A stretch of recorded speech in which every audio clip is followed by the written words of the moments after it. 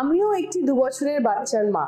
আমি জানি আপনার বাচ্চাকে নিয়ে বাইরে কোথাও বেরোলে কি কি টেনশন হয়, কিভাবে সবার সাথেও মিশবে, কথা বলবে, খেলবে, কিভাবে ওকে আরো বেশি করে সোশ্যালাইজ করব। বাচ্চাকে আরো বেশি করে সোশ্যালাইজ করার জন্য বাচ্চাকে বিভিন্ন নতুন নতুন এনভায়রনমেন্টে নিয়ে যান। কখনো পার্ক, কখনো রেস্টুরেন্ট, কখনো হোটেল, কখনো একটা ভিড় জায়গা, হয়তো সেটা হতে পারে এসি বা হয়তো নন এসি।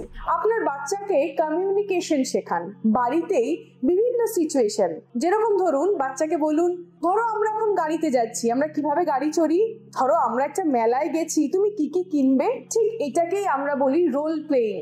আপনি হয়তো একটা সেলার, ও হয়তো বায়ার, এইরকম কিছু রোল প্লে করুন। অর্থাৎ আপনি হয়তো কোনো কিছু বিক্রি করছেন, আপনি ওর পছন্দের খেলনাটা বিক্রি করছেন, ওকে বলুন দাম দিয়ে সেটা কিনতে।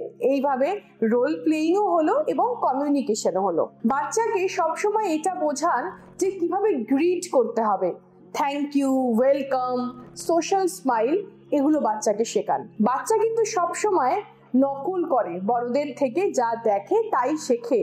সে কারণে আপনারা যখন কাউকে কমিউনিকেট করবেন, কারোর সাথে কোনো সোশ্যাল সিচুয়েশনে যাবেন, সবসময় বাচ্চার সামনে হেসে কথা বলুন, কমিউনিকেট করুন মন খুলে, কিন্তু সেটা নিয়ে বাড়িতে এসে ক্রিটিসাইজ করবেন না। বাচ্চা কিন্তু এই নেগেটিভ পার্ট, ক্রিটিসিজমটাই ধরবে।